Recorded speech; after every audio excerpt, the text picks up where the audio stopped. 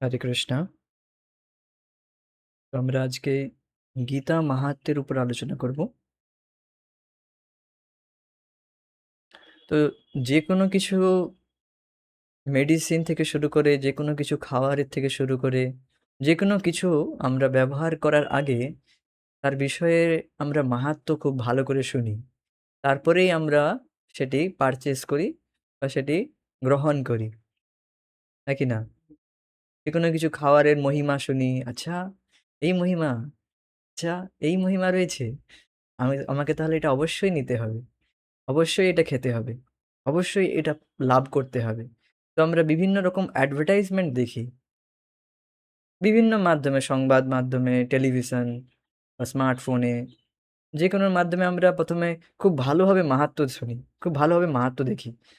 আ বিশেষ করে এখন মানুষ দেখি যে স্মার্টফোন কিনতে গেলে কত না কত মাহাত্ম্য সে দেখে। এর কি ফিচার্স আছে, কি আছে না কি, সে কত মাহাত্ম্য পড়ে তারপরে ডিসাইড করে কোনটা নেওয়া তার বেস্ট হবে। হ্যাঁ কি না?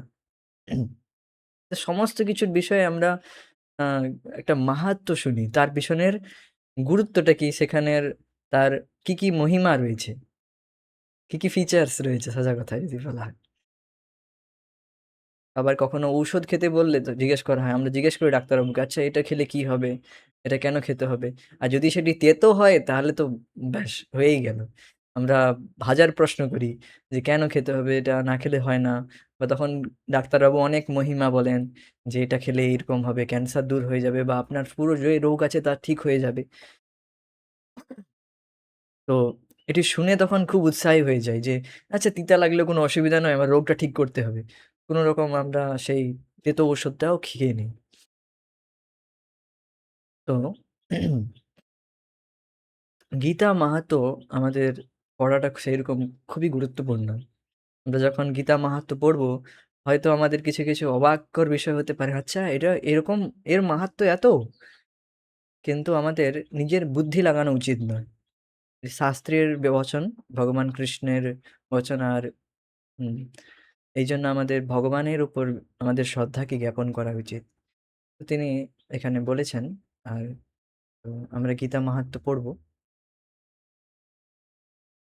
তো এইটি শ্রী বৈষ্ণবীয় তন্ত্রসারে গীতা মাহাত্ম্য। ওম নমো ভগবতে বাসুদেবায়। ওম নমো ভগবতে বাসুদেবায়। ওম নমো ভগবতে বাসুদেবায়। सौनक उवाच गीतायाश्चैव महात्म्यं यथावत् सूतमे वद पुरा नारायणक्षेत्रे व्यासेन मुनिनोदितं। गीतायाश्चैव महात्म्यं यथावत् सूतमे वद पुरा नारायणक्षेत्रे व्यासेन मुनिनोदितं। শৌনক ঋষি বললেন, হে সূত, হে সূত গোস্বামী, পুরাকালে নারায়ণ ক্ষেত্রে মহামুনি ব্যাস কথিত গীতা মাহাত্ম্যকে আমাকে বলুন।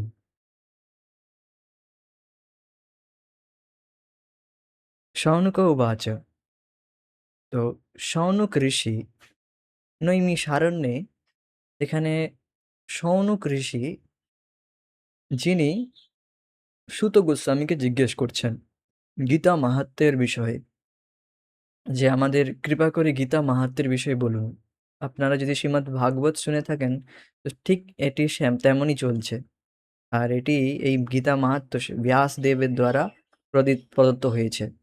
শিল ব্যাসদেবজি, নারদ মুনির, শিল নারদজির পুত্র ব্যাসদেব। তো পরম্পরায় এই জ্ঞান প্রাপ্ত হয়েছে। তো ব্যাস জানেন, ব্যাসদেবজি তিনি এই গীতা মাহাত্ম্যের বিষয়ে বলছেন এখানে। তো সেই কথাই এখানে জিজ্ঞেস করছেন শৌনক ঋষি, মানে অনেক ঋষি নৈমিষারণ্য নামক বনে, সেখানে অনেক ঋষিরা রয়েছে জানেন আপনারা। তো সেই ঋষিদের মধ্যে প্রমুখ শৌনক ঋষি, তিনি সমস্ত ঋষিদের হয়ে প্রশ্ন করছেন সূত গোস্বামীকে। সূত গোস্বামীকে যিনি সুখদেব গোস্বামীর মুখ থেকে ভাগবত শ্রবণ করেছিলেন। সুখদেব গোস্বামী, ব্যাসদেবের পুত্র। তো সুত গোস্বামীকে এই জন্য জিজ্ঞেস করছেন যে আপনি কৃপা করে বলুন গীতায়াশ্চৈব মাহাত্ম্যম, গীতায় গীতার যে মাহাত্ম্য রয়েছে তা যথাবৎ যথাবৎ সুত, হে সুত মে বদ, আমাকে বলুন বা আমাদেরকে আহ, আমাকে বলুন যথাবৎ, অ্যাজ ইট ইজ, যেমন রয়েছে তেমন আমাদেরকে গীতা মাহাত্ম্য বলুন। পুরা নারায়ণ ক্ষেত্রে, পুরাতনকালে যা নারায়ণ ক্ষেত্রে ব্যাসেন, ব্যাসদেবজির দ্বারা মুনি নোদিতম, মহামুনি ব্যাসদেবজির দ্বারা কথিত হয়েছে যে গীতা মাহাত্ম্য তা আমাকে বলুন। বিষয়টি ক্লিয়ার?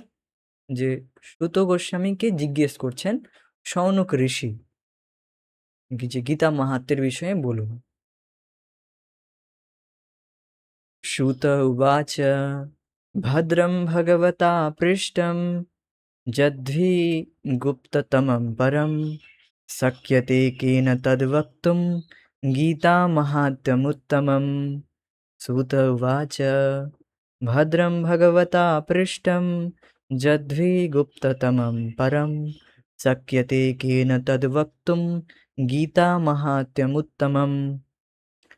সুত গোস্বামী বললেন, হে ভগবান, আপনি উত্তম জিজ্ঞাসা করেছেন, যা পরম গোপনীয়তম, সেই উত্তম গীতা মাহাত্ম্যকে বলতে কে সমর্থ?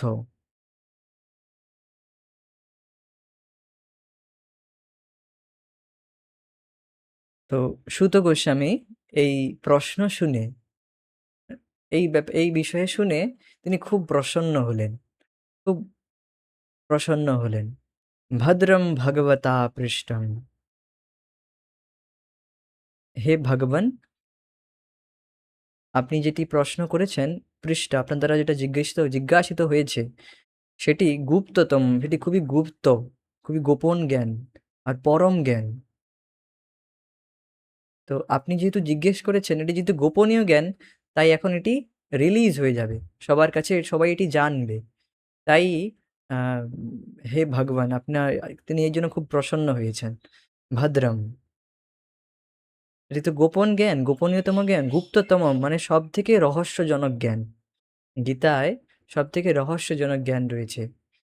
যে কি রহস্য? যে এই জন্ম মৃত্যু চক্র থেকে বেরোনোর উপায় দেওয়া রয়েছে। এটি রহস্য নয়? কে কে বলতে পারে আমরা কিভাবে এই জন্ম মৃত্যু চক্র থেকে বেরোতে পারবো? পৃথিবীতে কারোর শক্তি আছে, কারোর ক্ষমতা আছে বলার? না। কিন্তু ভগবদ গীতায় তা বর্ণনা করা হয়েছে। এই গুপ্ততম, যেটি মোস্ট কনফিডেন্সিয়াল নলেজ, সব থেকে রহস্যজনক জ্ঞান, সব থেকে সব থেকে হাইয়েস্ট গোপন জ্ঞান এই গীতায় বলা রয়েছে। হুম। তো এখন আপনি জিজ্ঞাসা করেছেন যেহেতু, এটি খুব ভালো হয়েছে, এখন সবাই জানতে পারবে। এখন বলছেন, সুত গোস্বামী বলছেন যে শক্যতে কেন তদ্বক্তুম গীতা মাহাত্ম্যম উত্তমম, এই গীতা মাহাত্ম্যের উত্তম মাহাত্ম্য কে বলতে সক্ষম? শক্যতে কেন তদ্বক্তুম, কে বলতে সক্ষম? হুম। মানে এতটাই গুরুত্বপূর্ণ, এতটাই এটি উত্তম আর গোপনীয়, কে বলতে সক্ষম? তাহলে কেন বলছেন তিনি, সুত গোস্বামী? দেখুন কি বলছেন। কৃষ্ণ জানাতি বৈ সম্যক কিঞ্চিৎ কুন্তি সুত ফলম ব্যাসো বা ব্যাসপুত্র याज्ञवल्को अथ मैथिला। कृष्णो जानाति वै सम्यक् किञ्चित् कुन्तीसुतः फलं व्यासो वा व्यासपुत्रो याज्ञवल्को अथ मैथिला। শ্রীকৃষ্ণই তা সম্যকভাবে জানেন, সম্পূর্ণভাবে জানেন। শ্রীকৃষ্ণই এই গীতা মাহাত্ম্য জানেন। কুন্তী পুত্র অর্জুন তার কিঞ্চিত ফল জানেন। আর ব্যাসদেব আর সুখদেব গোস্বামী, যাজ্ঞবল্ক ঋষি ও রাজর্ষি জনক, তারাও কিছু কিছু জ্ঞাত আছে, তাদেরও কিছু কিছু জ্ঞাত আছে, তারাও জানে। তো বলছেন, কে বলতে সমর্থ? তো এখন বলছেন যে তাহলে কে সমর্থ? কৃষ্ণ জানাতি বৈ সম্যক। কৃষ্ণ সম্পূর্ণরূপে জানেন। সম্যক মানে সম্পূর্ণরূপে কৃষ্ণ এর মাহাত্ম্য জানেন। আর কে জানে? কিঞ্চিৎ কুন্তি সুতঃ ফলম। আর কিঞ্চিৎ মানে কিছুটা, কুন্তি সুত মানে কুন্তি পুত্র অর্জুন জানে। ব্যাসো বা ব্যাসপুত্র ইয়া ব্যাসদেবজি জানেন। আর ব্যাসপুত্র তো সুখদেব গোস্বামী আর যাজ্ঞবল্ক্য ঋষি অথ मैथिलः মানে জনক, রাজা জনক তিনি জানেন। তারাও কিছু কিছু জ্ঞাত রয়েছেন এই বিষয়ে। তো এইবার বলছেন এরপরে, अन्ये श्रवणतः श्रुत्वा लेशं संकीर्तयन्ति च तस्मात् किञ्चिद् वदामि अत्र व्यासस्यान् मया श्रुतम्।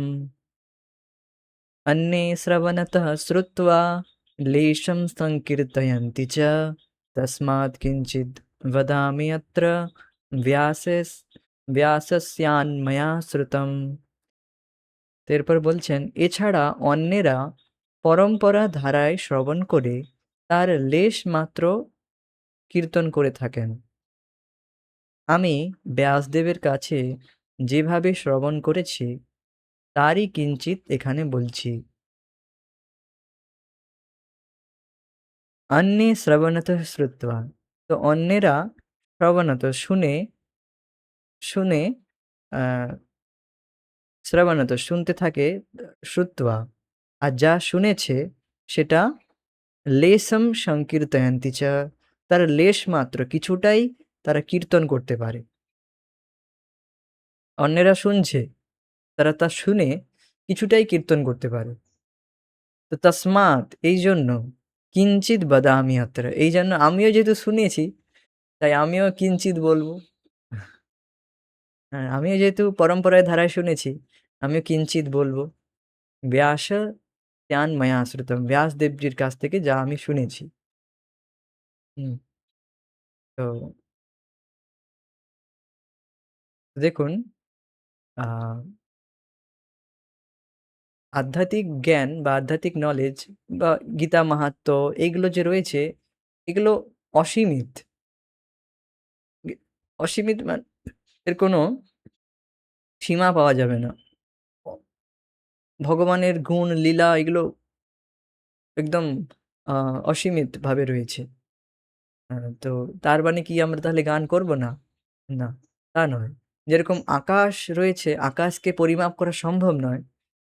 চলো আজ তাহলে আমরা লেগে পড়ি আকাশ পরিমাপ করতে। আকাশকে পরিমাপ করা সম্ভব নয়। কিন্তু তাও তাও কিছু কিছু পাখিরা তারা উড়ে।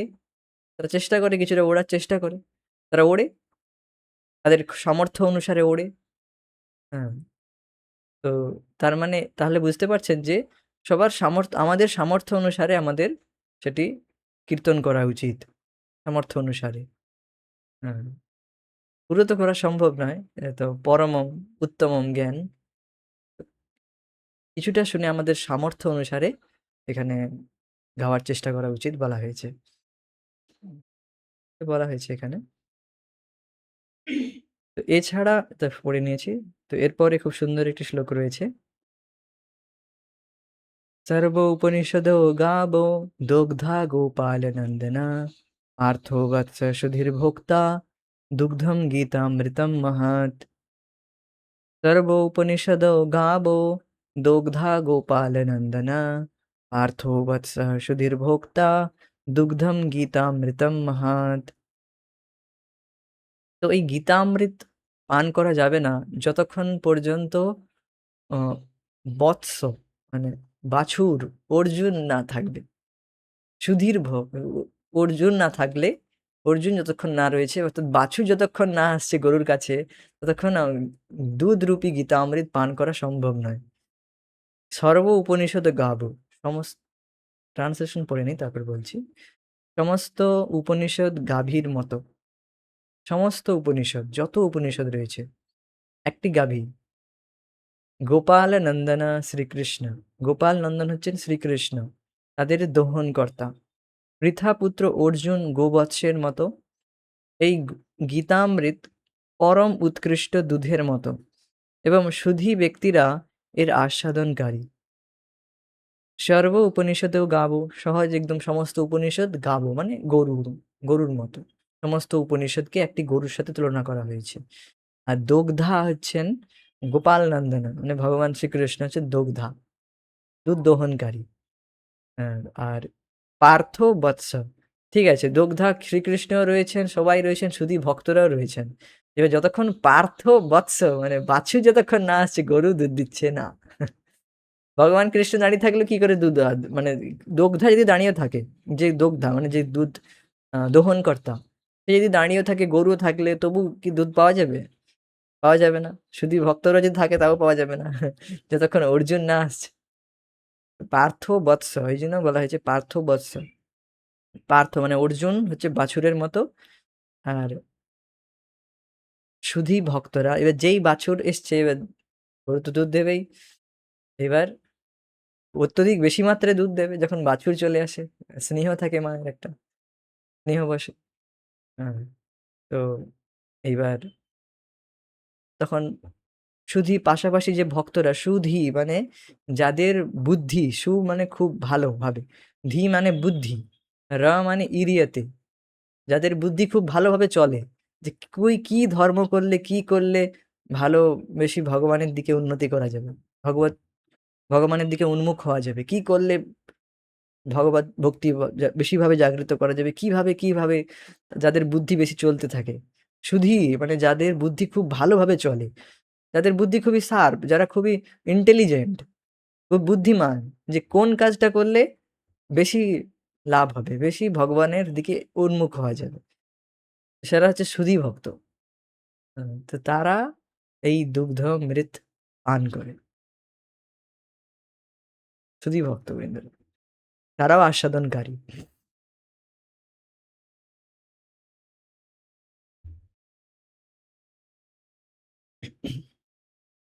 सारथ्यम् अर्जुनस्यादौ कुर्वन् गीतामृतं ददौ लोकस्य उपकाराय तस्मै कृष्णात्मने नमः। सारथ्यम् अर्जुनस्यादौ कुर्वन् गीतामृतं ददौ लोकस्य उपकाराय तस्मै कृष्णात्मने नमः। যে কৃষ্ণ অর্জুনের সারথ্য স্বীকার করে ত্রিলোকের উপকারের জন্য এই গীতামৃত প্রদান করেছেন, আমি প্রথমেই সেই শ্রীকৃষ্ণকে প্রণাম জানাই। সারথ্যম অর্জুনস্য আদৌ, তো অর্জুনের সারথি হয়ে গেছেন ভগবান। ভগবান কি হয়ে গেছেন? ড্রাইভার হয়ে গেছেন। তো ভগবান কতটা উৎকণ্ঠিত রয়েছেন, কতটা উৎকণ্ঠা ভগবানের মধ্যে রয়েছে, যে এই এই গীতার জ্ঞান দেওয়ার জন্য। কারণ তিনি জানেন, তিনি ভালো করে সম্যক, তিনি ভালোভাবে জানেন যে গীতার মাহাত্ম্য কতটা। দেখবেন মা যখন মা যখন জানে যে এই ছেলেকে এই ঔষধ খাওয়ালে বা এই একটা বিশেষ কিছু মায়েরা বিভিন্ন রকম তেতো বা কিছু ঔষধি কিছু বানায় ভেষজ উদ্ভিদ দিয়ে, হ্যাঁ না? থালকুনি পাতা একটু শুনেছেন? থানকুনি পাতা, নিম পাতা, বিভিন্ন আনারসের পাতা শুনেছেন হয়তো। এগুলো কিন্তু শরীরের পক্ষে ভালো। এগুলো দিয়ে কিছু কিছু অসুবিধা হলে, শরীরে অসুবিধা হলে মায়েরা নিয়ে চলে আসে। কিন্তু আমরা মুখ বাঁকাই, খেতে চাই না। বিশেষ করে আনারসের পাতা বা থা নিম পাতা এগুলো খেতে পছন্দ করি না। কালো মেঘের রস, জুস, জুস নয় মানে জল, ভেজানো জল। তো এগুলো আমরা খেতে পছন্দ করি না। কিন্তু মায়েরা জানে যে এটা কতটা উপকারী আমার ছেলের পক্ষে। তো তাহলে মা কতটা উৎকণ্ঠিত হয়ে থাকে। বাবা খেয়ে নাও বাবা। এটা দেবো, সেটা দেবো, এই করাবো। কত রকম কি ভুলিয়ে ভালিয়ে তারপরে খাওয়ায়।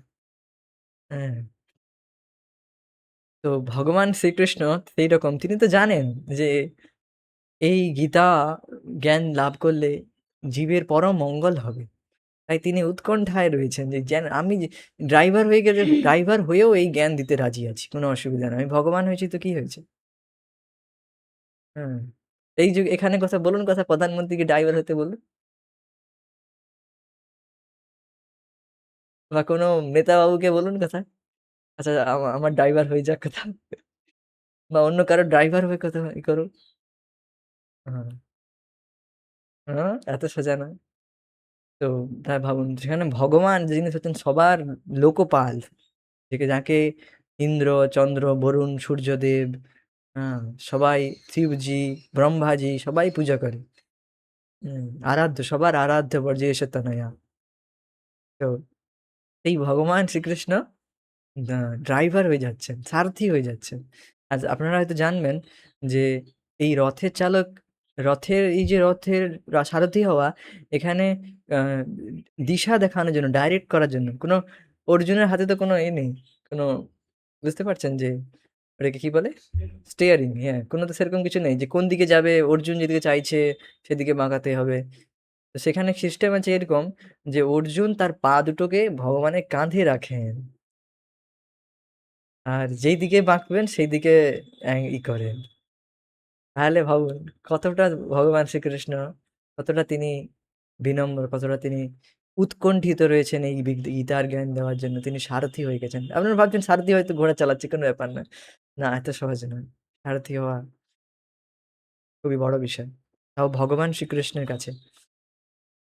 তো এই বিষয়টি লক্ষ্য করলাম, খুবই গুরুত্বপূর্ণ এটা। আমাদের বোঝা উচিত যে এটি কতটা আম এর মাহাত্ম্য এখানেই বোঝা যাচ্ছে। অ্যাকচুয়ালি এই বিষয়টি আ শাস্ত্রে বলা রয়েছে। আমি যেটা বললাম এটি শাস্ত্রে রয়েছে। চৈতন্য চরিতামৃতে আপনারা দেখবেন যে সেই ব্রাহ্মণ আ দক্ষিণ ভারতে যখন মহাপ্রভু যাত্রা করছে, তখন একজন ব্রাহ্মণ গীতা পড়তে জানে না, তাও সে গীতা এই কথাটাই স্মরণ করে তার চোখ থেকে অশ্রুধারা বয়ে যাচ্ছে। তো সেখানে অনেক অন্যান্যরা তাকে টিটকারি করে, তাকে বিভিন্ন রকম কথাবার্তা বলে, "আরে এ পড়তে জানে না, শুধু নিয়ে বসে থাকে, কাঁদতে থাকে।" তখন মহাপ্রভু তাকে জিজ্ঞেস করলেন, "তুমি কেন কাঁদো? তুমি কেন কাঁদছো?" তখন সে তার নিজের অবস্থা বলল, "আমি তো পড়তে জানি না, কিন্তু আমার গুরুদেবের আদেশ। কিন্তু আমি তাহলে তুমি কাঁদছো কেন?" তখন বলছে, "আমি কাঁদছি কারণ যখনই দেখি ভগবান শ্রীকৃষ্ণ, তিনি ভগবান হয়েও তিনি সারথি হয়ে গিয়েছেন। এই এটি এই চিত্র যতবার আমি স্মরণ করি আমার চোখ থেকে জল বেরোয়। আমি আর নিজেকে থামাতে পারি না।"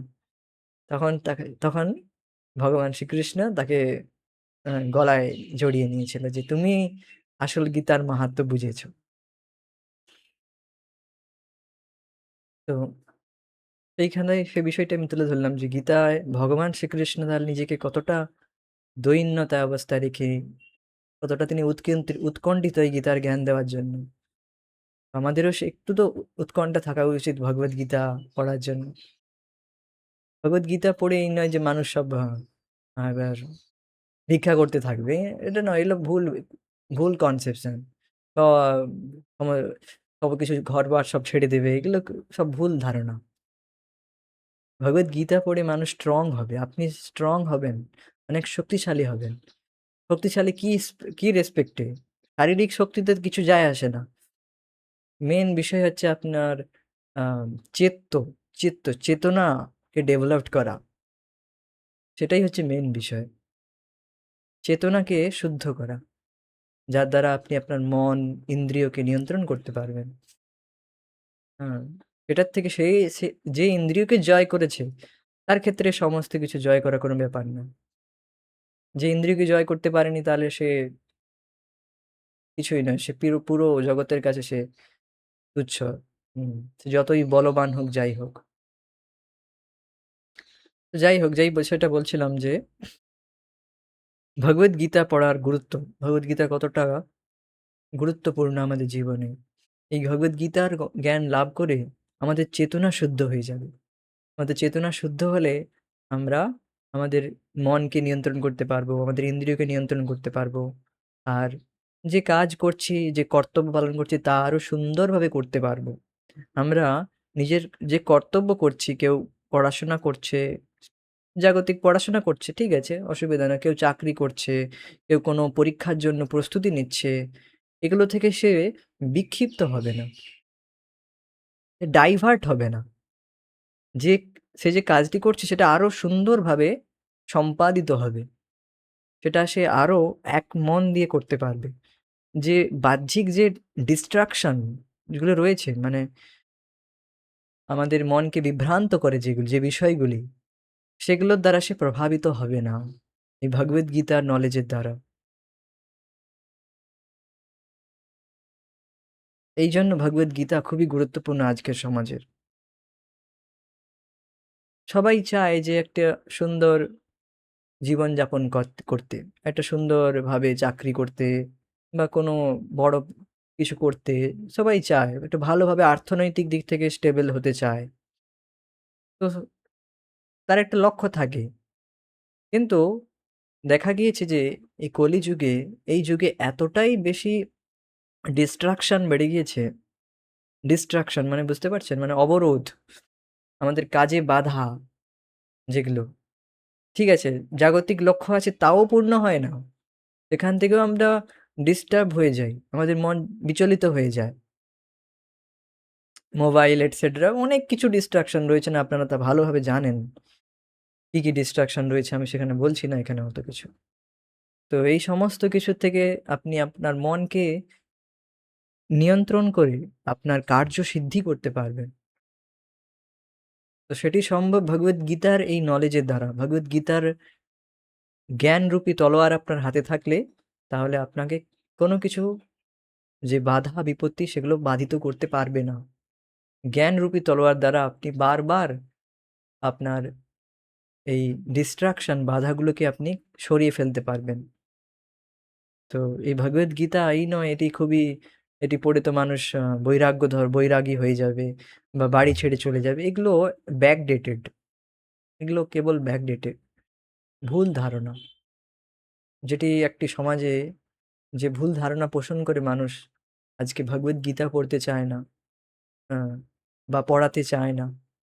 তার এটি একটি ভুল ধারণা সমাজে পড়েছে। কিন্তু বাস্তবে তা নয়। ভগবদ্গীতা পড়ে মানুষ অনেক বেশি শক্তিশালী হতে পারে। জ্ঞানের দিক থেকে, বুদ্ধির দিক থেকে, ইন্দ্রিয়কে জয় করার দিক থেকে বিভিন্নভাবে বড়, বড় মুনি, ঋষি, সায়েন্টিস্ট, এমনকি হুম, মহাত্মা গান্ধী আর আইনস্টাইন, এরা সবাই ভগবদ্গীতা পড়েছে। যত বড়, বড় লিডাররা যারা হয়েছে তারা সবাই ভগবদ্গীতা অনুশীলন করেন। এইবার আমরা শিল প্রভুপাদজির কাছ থেকে পরম্পরায় ভগবদ্গীতার নলেজ অ্যাজ ইট ইজ পাচ্ছি। তো এখন আমাদের অবশ্যই আমাদের মোহ নষ্ট হবেই। যথাযথভাবে এই জ্ঞান লাভ করতেছি। এই যথাযথভাবে আমরা পড়লে অবশ্যই আমাদের জ্ঞান আমাদের বৃদ্ধি হবে আর মোহ নষ্ট হবে। মোহ নষ্ট হলেই তো তবেই তো আমরা নিজের কার্য সিদ্ধি করতে পারবো। তাহলে জগতের প্রতি কোনো আসক্তি থাকবে না। যেটা আমাকে বারবার ডিস্ট্রাক্ট করছে আমার কার্য সিদ্ধি করতে। যে কেউ কোনো পরীক্ষা পাস করতে চায়, পরীক্ষায় অ্যাচিভ করতে চায়, ক্র্যাক করতে চায় কোনো কিছু, বা কোনো চাকরিতে ভালো ফল করতে চায়। তো সেগুলো তার বাধা হয়ে দাঁড়াবে না। ভগবদ্গীতা রূপী তার হাতে যে এই অস্ত্রটি থাকলে অন্য কোনো কিছু তাকে বাধিত করতে পারবে না। কোনো কিছু তাকে ডিস্ট্রাক্ট করতে পারবে না। তো এটা খুবই গুরুত্বপূর্ণ। ভগবান শ্রীকৃষ্ণ তিনি কৃপা করে, দয়া করে এই জ্ঞান দান করছেন। সারথি হয়ে দান করছেন, ড্রাইভার হয়ে দান করছেন। তো তার দয়ারই এটি একমাত্র অবলোকন।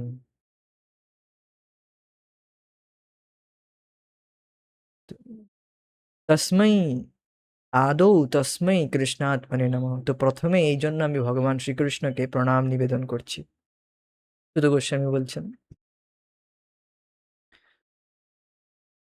संसारसागरं घोरं त्यक्तुम् इच्छति जो नरः गीतानावं समासाद्य पारं जाति सुखेन सह। संसारसागरं घोरं त्यक्तुम् इच्छति जो नरः गीतानावं समासाद्य পারম জাতি সুখেন সহ। যে ব্যক্তি ঘোর সংসার সাগর উত্তীর্ণ হতে চান তিনি গীতারূপ নৌকার আশ্রয়ে সুখেই পার হতে পারেন। সংসার সাগরম ঘোরম, এই সংসার সংস্রতিতে যেটি বারবার হচ্ছে, সংসার মানে যেটি বারবার হচ্ছে, বারবার জন্ম মৃত্যু জরা ব্যাধি, এই বারবার আমাদেরকে জন্ম নিতে হচ্ছে, জন্ম নিতে হচ্ছে, মরতে হচ্ছে, রোগ ব্যাধি তার মধ্যে লেগেই থাকে। তো এই সংসার সাগর ঘোরম, এটি ঘোর, ভয়ঙ্কর। সাগর দেখবেন, সাগরের কোনো একুল আকুল দেখতে পাবেন না। তো সংসার সাগর, সেই সংসারকে সাগরের সঙ্গে তুলনা করা হয়েছে। হ্যাঁ, এই যে সংসার সাগর, বারবার জন্ম মৃত্যুর চক্র, এটা একটি সাগরের মতো, এই চক্র থেকে বেরোনো অসম্ভব। তো ত্যক্তুম ইচ্ছতি যো নরঃ, যে এই সংসার সাগর থেকে বেরোতে চায়, এই সংসার সাগর থেকে বেরোতে চায়, সেই ব্যক্তি গীতা নাবম, গীতারূপী নৌকায় উঠে পড়ে।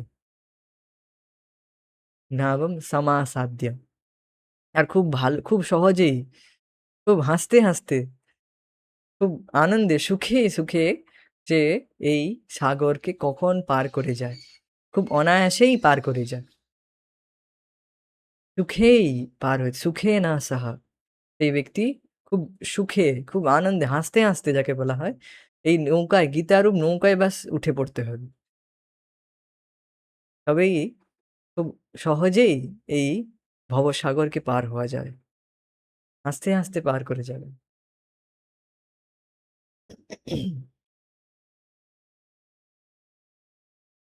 তো এবার বলছেন যে যারা মোক্ষকামী, যারা মুক্তি লাভ করতে চায়, জগৎ থেকে মুক্তি লাভ করতে চায়, মোক্ষগামী অনেকে রয়েছে যারা সন্ন্যাসী হয়ে গেছে, সমস্ত কিছু ত্যাগ করে দিয়েছে, সবকিছু ত্যাগ করে দিয়েছে, জগৎ সংসারকে পুরো ত্যাগ করে দিয়েছে। হ্যাঁ, সংসার ত্যাগ করে সে একদম হিমালয়ে গিয়ে বা অন্য কোথাও গিয়ে একদম সন্ন্যাসী হয়ে গিয়েছে, একদম বিরক্ত ভাবে থাকেন, বৈরাগী ভাবে থাকেন, কিন্তু গীতা শুনে না, গীতা পড়ে না, আর একদিকে কিন্তু চায় মোক্ষ লাভ করতে, মুক্তি লাভ করতে, তাকে বাচ্চারাও তার মজা উড়ায়, তার হাসি ঠাট্টা উড়ায়, আরে এ কি, এ গীতা না পড়ে ভাবছে আহ, সংসার সাগরকে ত্যাগ করে সংসার সাগরকে পার করে যাবে, বাচ্চারাও তার হাসি ঠাট্টা করে তাকে, তাকে নিয়ে, ছোট বালকও তাকে নিয়ে হাসাহাসি করে, আরে এই কি, গীতা না পড়ে ভাবছে গীতা সংসার সাগর ত্যাগ করে যাবে, সংসার সাগরকে পার করে যাবে, ছোট বাচ্চাও তাকে নিয়ে হাসাহাসি করে, এ বলা হয়েছে এখানে।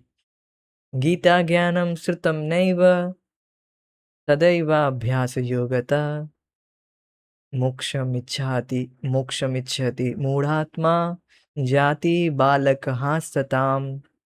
गीताज्ञानं श्रुतं नैव सदैव अभ्यासयोगतः मोक्षमिच्छाति मूढात्मा याति बालकः शताम्। গীতা জ্ঞান শ্রবণ না করে যে মূঢ় আত্মা সর্বদা অভ্যাস যোগে মোক্ষ লাভ করতে চায়, জ্ঞান যোগ ধ্যান যোগ করছে, হ্যাঁ, যারা, যে সমস্ত ব্যক্তিরা বিভিন্নভাবে চেষ্টা করছে, ধ্যান করছে বা উম, বিভিন্ন উপায়ে তারা মোক্ষ লাভ করতে চায়, মুক্তি লাভ করতে চায়, ভগবানের সাথে গিয়ে মিশে যেতে চায়, হ্যাঁ, সায়ুজ্য মুক্তি পেতে চায়, ব্রহ্মে লীন হয়ে যেতে চায়, বেসিক্যালি তারা মূলত ইন্টারেস্টেড ভগবানে লীন হতে চায়, ব্রহ্মে লীন হয়ে যেতে চায়, মুক্তি লাভ করতে চায়, মোক্ষ লাভ করতে চায় অভ্যাস যোগের দ্বারা, মানে ইন্দ্রিয়কে সংযম করে হঠযোগ অনুশীলন করতেছে, অষ্টাঙ্গ যোগ অনুশীলন করতেছে, আহ, জোরপূর্বক সমস্ত ইন্দ্রিয়কে নিয়ন্ত্রণ করার চেষ্টা করতেছে, অভ্যাস, বারবার অভ্যাস করতেছে, কিন্তু গীতা পড়ে না, গীতা জ্ঞান শ্রবণ করে না, আর করলেও তারা মায়াবাদী ব্যাখ্যা পড়ে, পরম্পরায় তারা গীতা জ্ঞান লাভ করে না। গীতা জ্ঞান শ্রবণ করে না। গীতা জ্ঞান পড়লেও তারা পরম্পরায় শ্রবণ করে না। তারা নিজেদের মতো যারা যেরকম ব্যাখ্যা তারা করেছেন সেইভাবে তারা পড়ে। গীতা জ্ঞান তারা শ্রবণ করে না। পরম্পরায় শ্রবণ করে না। এইরকম এরা সব মূঢ়া আত্মা, এরা সব বোকার দল। বোকার দল এরা। আরে বোকা কোথাকার! এই অভ্যাস করছে, বারবার অভ্যাস করছে কিন্তু গীতা জ্ঞান অভ্যাস করে না। গীতার জ্ঞানই শ্রবণ করে না। তাহলে কি হবে এই অভ্যাস?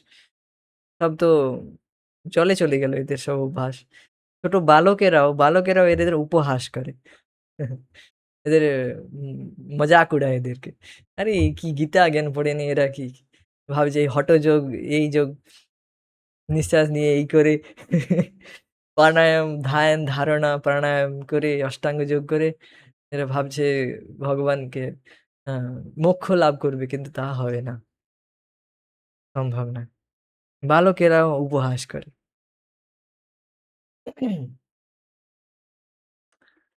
দেখা গিয়েছে এই যে মোক্ষকামীরা এরা আম এদের চা পর্যন্ত ছাড়ে না।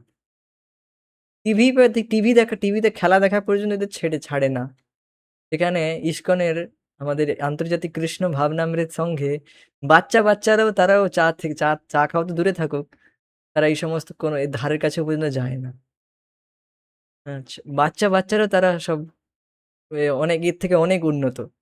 একজন নবজাতক মানে একদম নিউ ডিভোটি যে, তারও পর্যন্ত সমস্ত চা থেকে শুরু করে সবকিছু ছেড়ে যায়। আর যেখানে এইরকম মোক্ষকামী আ ব্যক্তিরা, যোগীরা, তথাকথিত যোগী, জ্ঞানযোগী, এরা অভ্যাস করছে, হঠযোগ করছে, সন্ন্যাস নিয়ে নিচে পর্যন্ত। তবু এদের চা পর্যন্ত ছাড়ে না। হ্যাঁ, বড় কথা বলে শুধু। তো হুম, বালকেরাও ওইজন্য বলা হয়েছে বালকেরাও পর্যন্ত উপহাস করে। বুঝ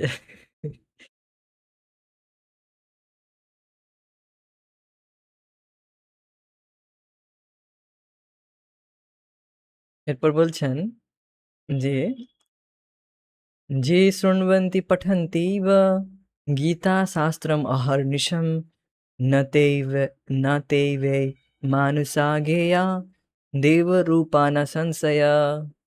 ये शृण्वन्ति पठन्त्यैव गीताशास्त्रमहर्निशं न ते वै मानुषा गेया देवरूपा न संशया। যারা অহর্নিশ দিন-রাত গীতা শাস্ত্র শ্রবণ বা পাঠ করেন, তারা কখনোই সাধারণ মানুষ নন। তারা নিশ্চিত দেবতুল্য, এতে সংশয় নেই। এবার বলবেন অহর্নিশ মানে দিন-রাত মানে সারাদিন পড়ে ২৪ ঘন্টা? না। ২৪ ঘন্টা পড়ে খুব ভালো কথা। প্র্যাকটিক্যাল যেটা রয়েছে দে সকাল সন্ধ্যা পড়ে। তাও নয়, সারাদিনে প্রত্যেকদিন পড়ে। দিনে ১ বার পড়ে। এইরকম ব্যক্তি নিশ্চয়ই দেবতুল্য। তাতে কোনো সংশয় নেই। যারা নিত্য গীতা শ্রবণ করছে, গীতা পাঠ করছে, অহর্নিশ হুম, তারা অবশ্যই দেবরূপ। না সংশয়, তাতে সন্দেহ করা উচিত না। তো দেবতারা সবাই শুনুন তাহলে গীতা। তো গীতা জ্ঞানেন সম্বোধম কৃষ্ণ প্রাহার্জুনায় वै ভক্তিতত্ত্বম পরম তত্র সগুণম বাথ নির্গুণম। ভগবান শ্রীকৃষ্ণ গীতা জ্ঞান দ্বারা অর্জুনের সম্বোধনার্থ সগুণ ও নির্গুণ পরম ভক্তিতত্ত্ব কীর্তন করেছিলেন। তো গীতা জ্ঞানেন সম্বোধম কৃষ্ণ প্রাহার্জুনায় বৈ। তো ভগবান শ্রীকৃষ্ণ গীতা জ্ঞান অর্জুনকে সম্বোধন করে দিয়েছেন। যে জ্ঞানটি কিরকম? যেটি যে ভক্তিতত্ত্ব, যেটি হচ্ছে ভক্তিতত্ত্ব হিসেবে আলোচনা করা হয়েছে যেখানে। পরম তত্ত্ব, ভক্তিতত্ত্ব পরম তত্ত্ব। যেটি এই তত্র সগুণম অর্থাৎ এই জগতে আর আধ্যাত্মিক জগতের ক্ষেত্রে এই জগতেও যেটি শ্রেষ্ঠ বস্তু আর আধ্যাত্মিক জগতের ক্ষেত্রেও সেটি তো শ্রেষ্ঠ রয়েছেই, ভক্তিতত্ত্ব। ভগবানের ভক্তিরই কথা এখানে গীতায় বলা হয়েছে। যদিও প্রথমে নিষ্কাম কর্মযোগের কথা বলা হয়, যারা একটু ভোগ বাসনায় আসক্ত, ভোগবিলাসে আসক্ত। সেখানে ভগবান বলছেন যে, "তুমি সমস্ত ইন্দ্রিয়কে নিয়ন্ত্রণ করো।"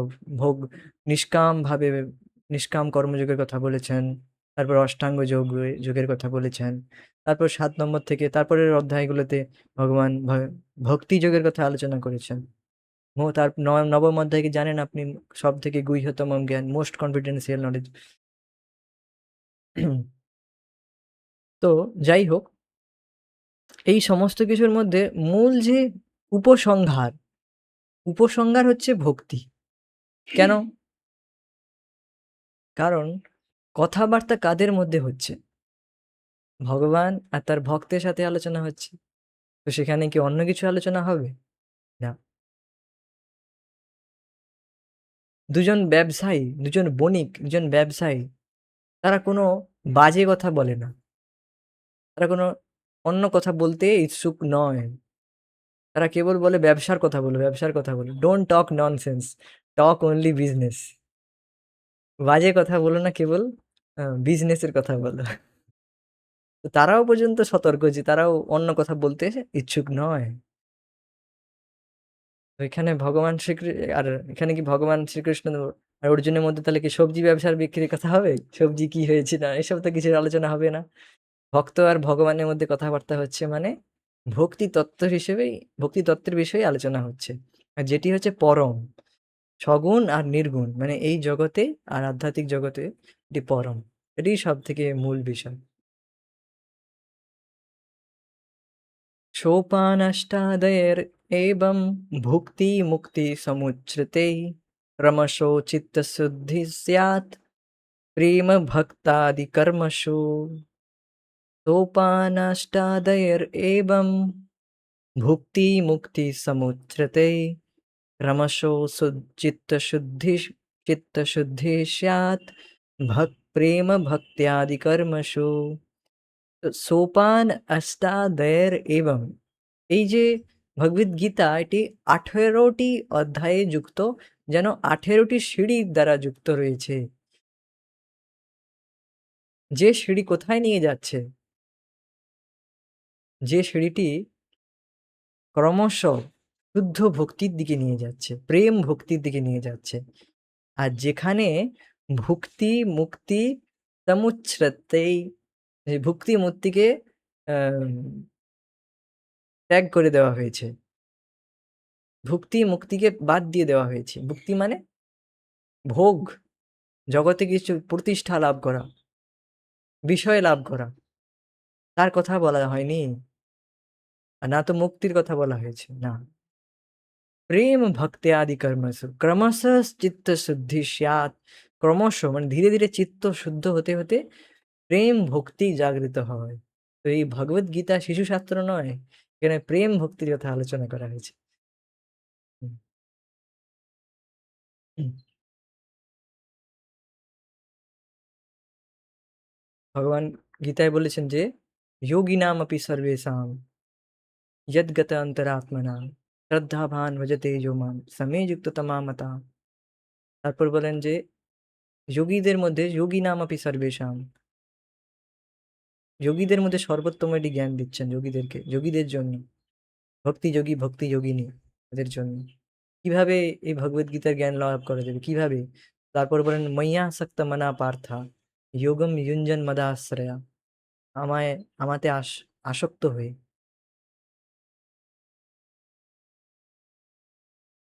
তো প্রেম ভক্তির কথা এখানে আলোচনা হয়েছে, ভগবানের প্রতি আসক্তির কথা বলা হয়েছে। ময়্যা সক্ত মনা পার্থ, আমাতে আসক্ত হয়ে। যোগম যুঞ্জন মদাশ্রয়া।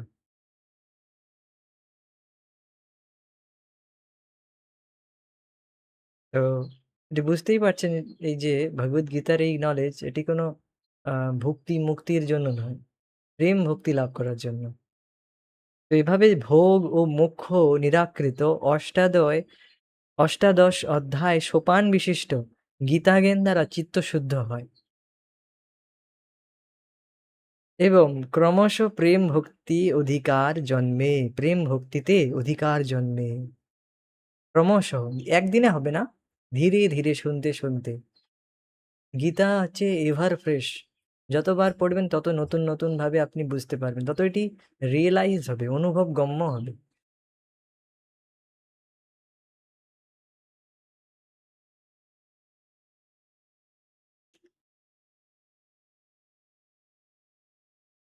এরপর বলছেন, "সাধো গীতাম্ভসি স্নানম সংসারমলনাশনম শ্রদ্ধাহীনস্ত তৎকার্যম হস্তি স্নানম মৃথৈব তৎ।"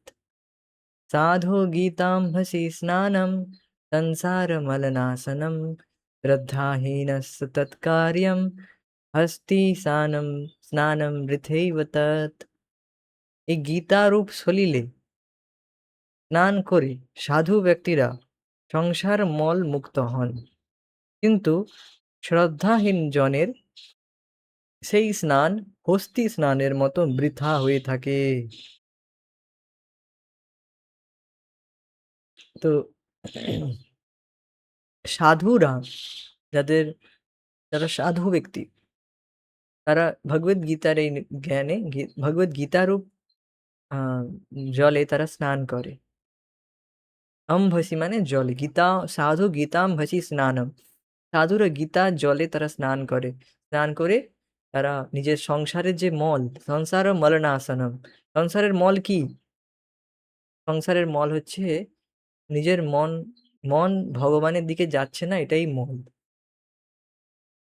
সেই মল তারা নাশ করে ধীরে ধীরে তাদের মনকে ভগবানের দিকে নিযুক্ত করতে থাকে, এটাই মল। তাদের মল নাশ হয়ে যায়, তাদের মন পুরোপুরি ভগবানের শ্রীচরণে তাদের মন নিযুক্ত হয়ে যায়, স্থির হয়ে যায়। কিন্তু যারা শ্রদ্ধাহীনস্য, যাদের শ্রদ্ধা নেই, কি শ্রদ্ধা নেই? এইটুকু শ্রদ্ধা নেই যে ভগবান শ্রীকৃষ্ণ হচ্ছেন পরমেশ্বর ভগবান। শ্রদ্ধাহীন কারা? যারা বলবে ভগবান শ্রীকৃষ্ণ গীতা বলছে না, ভগবানের মধ্যে কেউ আছে, ভগবানের মধ্যে কে শিব বাবা বসে আছে, সে গীতা বলছে। তাদের শ্রদ্ধা নেই, তারা নিজের মতো ভাবে ব্যাখ্যা করছে। তারা শ্রদ্ধাহীন, তারা কোনোদিন তাদের সংসার মল নাশ হবে না। তাদের ওই স্নান, গীতায় স্নান করা মানে ওই হাতি স্নানের মতো। হাতি কিরকম স্নান করে? স্নান করে আবার মাটি মেখে নেবে, আবার কাদা মেখে নেবে। তাদের এই সেই একই সমান। হস্তি স্নান বৃথেই ভজ, বৃথা, তাদের স্নান এই বৃথা, হাতির মতো স্নান করার সময়। হাতি স্নান করে আবার কাদা মেখে নেয়, তাহলে স্নান করা তো বেকার হলো। তো এদের এই অবস্থা, এদের শ্রদ্ধা নেই, গীতায় শ্রদ্ধা নেই। কোথা থেকে কোনো একটা গ্রন্থ আকাশ থেকে পড়েছে কোনো গ্রন্থ। হ্যাঁ, তো হুম, এদের শ্রদ্ধা নেই, শ্রদ্ধাহীন জন এরা। যে যদিও এরা গীতা পড়লেও এদের বৃথা, বেকার, এই বলা হয়েছে। তো এখানে আজকে আমরা স্থগিত রাখবো, পরবর্তী মাহাত্ম্য আমরা পরবর্তী ক্লাসে পড়বো। হরে কৃষ্ণ, জয় শিল প্রভুপাদ, নিতাই গৌর প্রেমানন্দে, Hari Hari. Thank you so much, thank you for joining us. Hare Krishna.